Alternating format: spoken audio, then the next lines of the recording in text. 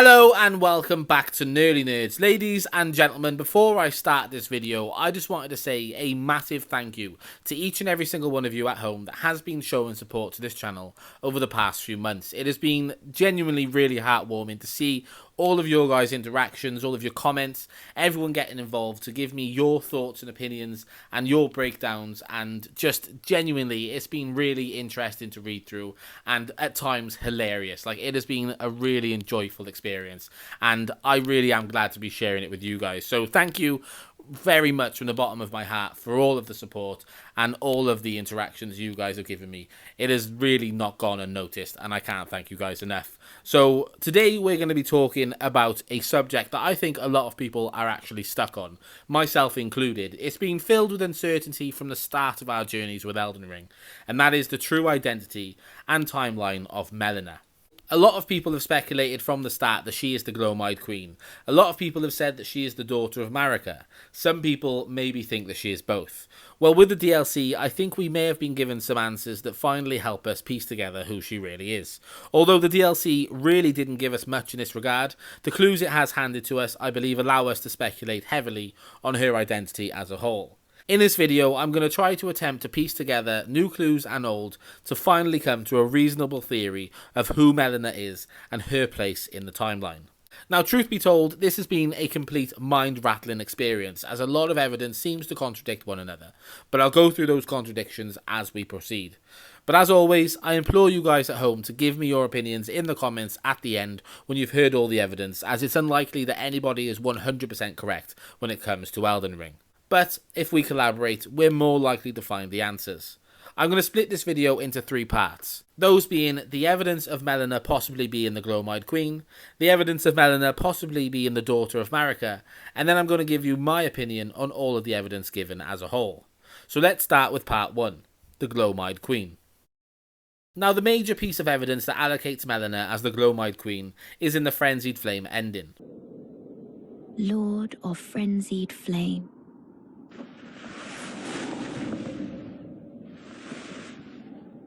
I will seek you as far as you may travel.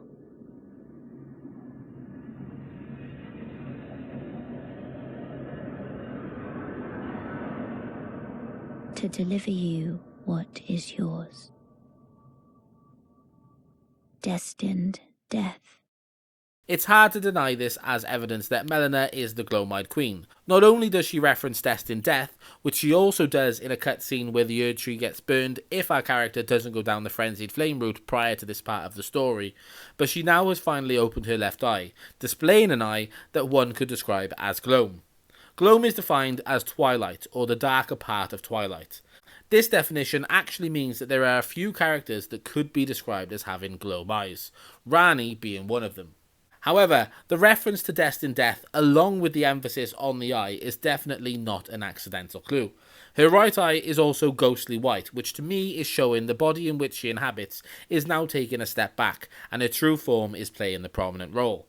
The ghostly white eye also looks an awful lot like Godwyn's dead eye, which again, I don't think is an accident. It's almost as if it's referencing the death of a demigod, which in part references what the Glow-Eyed Queen is all about, killing gods. But that is my taking from the imagery, and I can assure you that many people will perceive it differently.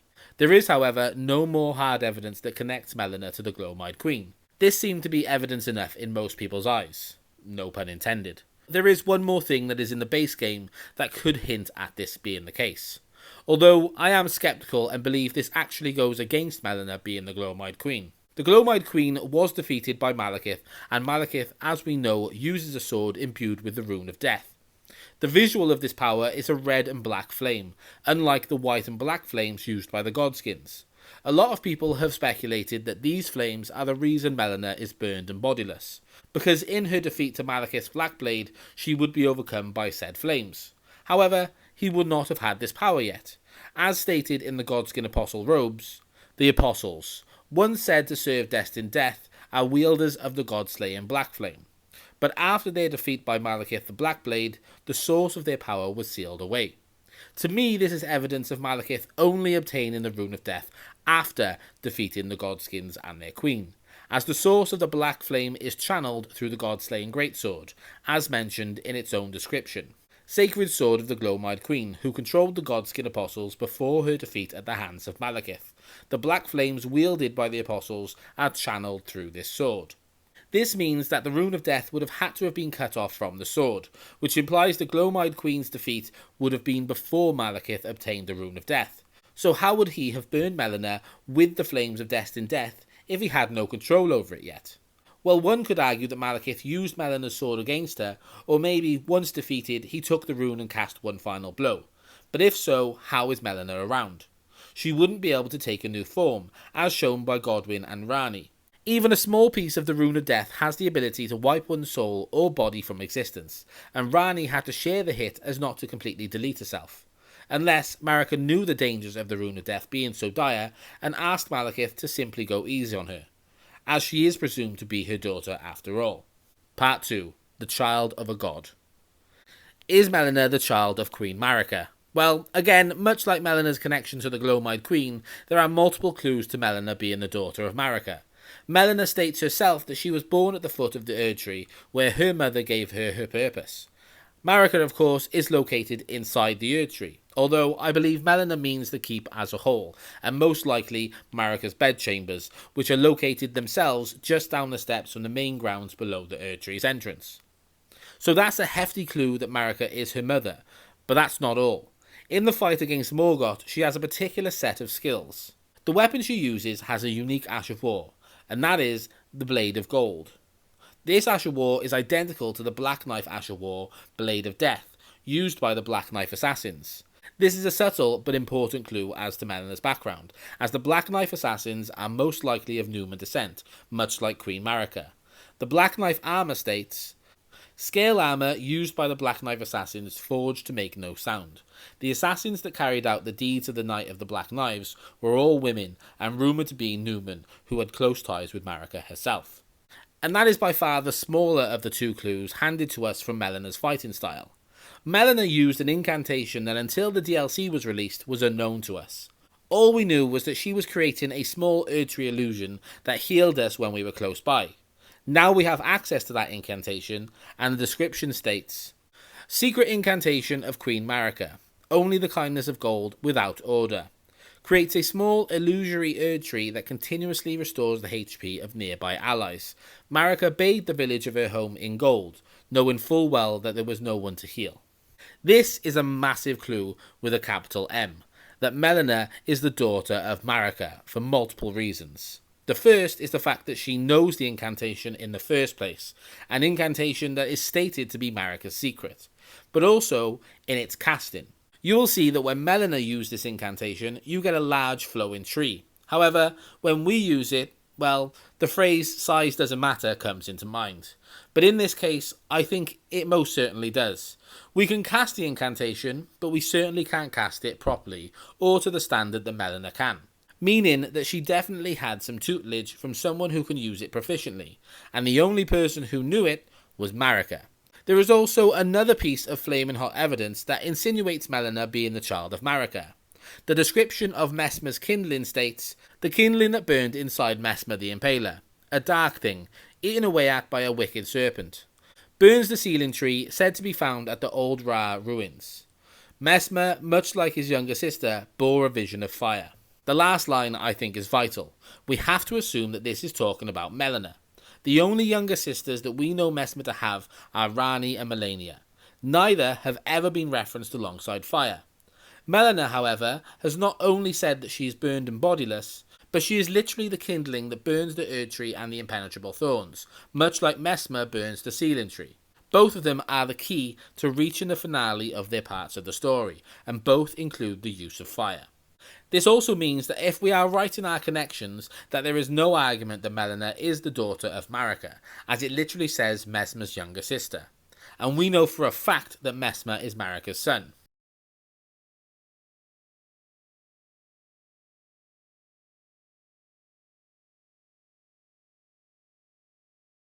Part 3. Melina Mathematics. Now it's time for me to do my Melina maths, and I've got a lot of numbers to crunch. Now I want to reiterate at this point that this is my piecing together of the clues we've been given. If I've missed something, or if there's something that connects in a different way, please let me know in the comments. First things first, my thoughts on Melina being the Glowmide Queen. The evidence weighs in Melina's favour simply because of the Frenzied Flame ending. However, in my mind, there is one more piece of evidence that we mentioned that could be attributed to this story. Mesmer's kindling and the reference to boring a vision of fire. This could be a reference to the black flame used by the Glowmide Queen. Now, for Melina to be the Glowmide Queen, you would have to assume that this is prior to Godfrey, as the Golden Order began when Destined Death was under the protection of Malekith. So this would mean that Melina is likely the second child of Marika, as we know that Mesmer is older. Meaning, if my theory is correct and Mesmer is born of a single god like Melina and Miquella, then Melina is too. And unlike her brothers and sister, she may have also had an affliction. Now, I can't see Destined Death being the affliction, as it has a physical element being the Rune of Death. Now, one of my initial thoughts was there could be an element of memory loss. Melina states that she cannot remember the purpose her mother gave her. Also, assuming that Marika is her mother, why also would she go toe-to-toe with her, bringing forth Destined Death as a weapon against gods, unless she forgets who she is and is influenced by the Rune of Death? But I have a simpler explanation for her memory loss that I'll explain in a moment. Another thought of mine that she, much like Mesmer, could have had an affliction with snakes. But as Miquella and Melina are twins and do not have matching afflictions, you would assume it's not as simple as a copy and paste curse. But if Melina is the Glowmide Queen, I think the connection to snakes is too much to ignore. The Godskins have clear snake elements, the apostles having their torso stretched like the serpents, and nobles having a tail. It is mentioned, however, that these obscure features may have been by design and added by the Godskins themselves. The Godskin noble Hood states, "Nobles are the most ancient apostles who are said to have assimilated in human physiology, not unlike the crucible, the Erd tree in its primordial form." It is possible that knowing the gods' dislike for snakes, they went ahead and added their features to their bodies. However, the wording here mixes me up, as it seems apostles haven't done the same thing, so why do they have serpentine torsos? It is possible that much like the Albinaurics, the Godskins are an early phase of the man-serpents. Over time, assimilating more and more with serpents may have allowed for this. The reason I think this is possible is because of the man-serpent spirit ashes. Spirit of a deformed man-serpent that wields a whip of magma. It is said long ago the elder serpent that dwelled on Mount Gelmir devoured a demigod, and the birth of the man-serpents followed. Looking at that man-serpent and comparing him to any other man-serpent, you will see no deformity. So where is it? Well, you will notice that the snake that eats Rykard is titled as the God-devouring serpent. I believe it's possible that he may be an offspring of the same ritual that birthed the Godskins, cast away into Mount Gelmir as a failure, gaining strength from the mountain and eventually meeting Rykard. Completely theorised, of course, but I do find it interesting the appearance of a Godskin noble in the Volcano Manor grounds, and the similarities between the snakes and the Godskins as a whole.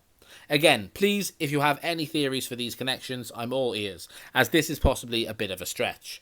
But back to Melina and my thoughts on her identity. I believe, without a shadow of a doubt, that Melina is Queen Marika's daughter. The evidence is too damning for it not to be the case. How else would she know Marika's secret incantation and have the ability to use it so well? I also believe that she is born of one god, Radagon being the likely candidate still burrowed in Marika's subconscious, much like I believe the same for Mesmer. Her affliction is unclear, but it could be along the lines of a split personality. But again, there is no signs or hints to what this could be, other than her draw to fire. Melina states that she is no maiden. Now, a maiden can be defined as an unmarried girl. She is, after all, titled the Glowmide Queen, not the Glowmide Princess or woman. So there is a possibility of a king, although I think it unlikely. I think it is more likely used in the other sense, and maiden being another word for virgin, and her birth in Godskins would seemingly break that rule too. Queen could be more of a title given by the Godskins, and not a title earned by birthright. I believe, upon Melina receiving Empyrean status, Marika felt both pride and fear, so she set Melina on a journey to rid the lands between of any possible threats to her throne, by removing any and all gods and to burn the primordial tree, not realising that this would set Melina on a dark path. The Godskins were likely erased prior to the arrival of Marika and her children to the lands between, and Melina would have approached them for their support in ridding the world of the gods, in return offering her body as a vessel to birth an army. This offer would be accepted, and as many who gained too much power too quickly, along with the horrific act her army bestowed upon the gods, the corruption would set in and Melina would turn on her own mother. At this point, Marika, realising her mistakes, would have no choice but to set Malekith on Melina and her growing army, but request Malekith not to kill her only daughter. I believe Malekith did what was asked of him, hiding away the Rune of Death, but Melina would want to complete her mission, burning down the primordial tree. And as she did with the Tarnished, using her body as the kindling, she used the Flame of Ruin and burned down the primordial tree. Marika then created the Erd Tree with the power of the Elden Ring, which acted as the beginning of a new age. To back this up, we see ash around Leyndell long before the burning of the current Erd Tree, which could be remnants of the previous burning. Marika would have had all records of this stripped, as not to be blamed for the act herself. But to ensure her tree was not due the same fate, took her first consort in Godfrey and had him wage war with the giants. It seems time would have passed and Melina would have found herself in the Land of Shadow, acquiring Torrent from its previous owner, Miquella. It being Torrent that chose us for our journey, Melina was just a tag-along to aid us, but also wanted to return to the base of the Erd Tree to remember her purpose. In essence, she wanted to go home, which I think is when things come full circle, realising her purpose was to burn away ages. With the burning of the primordial tree, she began a new age of the Erd Tree, and with the burning of the Erd Tree, she created yet again another new age, delivering her mother a new consort, though what the age is, we get to decide. Post-editing James here, and I apologise if I sound a little bit off. I think I'm coming under the weather, but while editing this video, I actually got stuck looking at the Blade of Calling. Not only the fact that Melina is referred to as the Kindling Maiden, but that seeing the line, "The one who walks alongside flame shall one day meet the road of destined death," written down, it somehow felt like it had more meaning. New theories have sprouted for me that add to what I have already said, so adding to her being the Gloam-Eyed Queen being ordered by Marika to destroy the gods, it could be that the main target of her orders were the Three Fingers, and to bring an end to the frenzied flame. Did she possibly go mad and Malekith had to intervene? Or was her affliction madness from the start? People may shrug that off as she was known as the Gloam-Eyed Queen, but maybe the Gloam Eyes come from another source, maybe something to do with the gems found on the Godskin robes.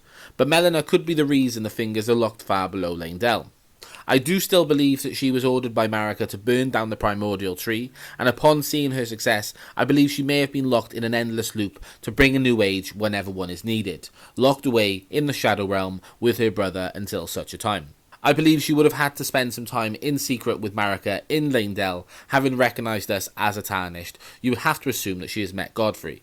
But she would have been kept hidden for hers and Marika's safety post the burning of the primordial tree. I also think it's possible that she wasn't the Gloam-Eyed Queen, but was sent to kill the Gloam-Eyed Queen and failed. Or she succeeded and adopted the title of Gloam-Eyed Queen. But again, these are less likely theories. There is honestly hundreds of different ways to speculate on Melina's story, but it all depends on how you spin her clues. Please remember that this is a safe space to speculate, and no idea is a bad one. I'm eager to read all of your thoughts on Melina's journey in the comments. This was an extremely difficult video to make overall, as I feel Melina's time as the Gloam-Eyed Queen is extremely vague, but I feel they supplied a lot of evidence to cement Melina as Queen Marika's daughter. However, one last thought before I end the video is that there is a possibility that Melina isn't Marika's biological daughter, that she was simply created in her image, much like the Silver Tears, or adopted from the Shaman village. It could also be possible that Melina was the Gloam-Eyed Queen before she met Marika, and upon her defeat to Marika, Marika saw the opportunity to take her on board.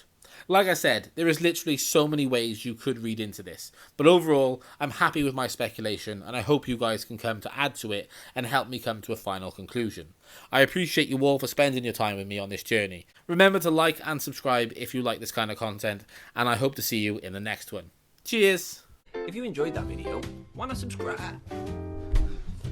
If you enjoyed that video, why not subscribe? It'll help me and Natty continue to do the work that we're doing, and hopefully you'll enjoy it. Thanks!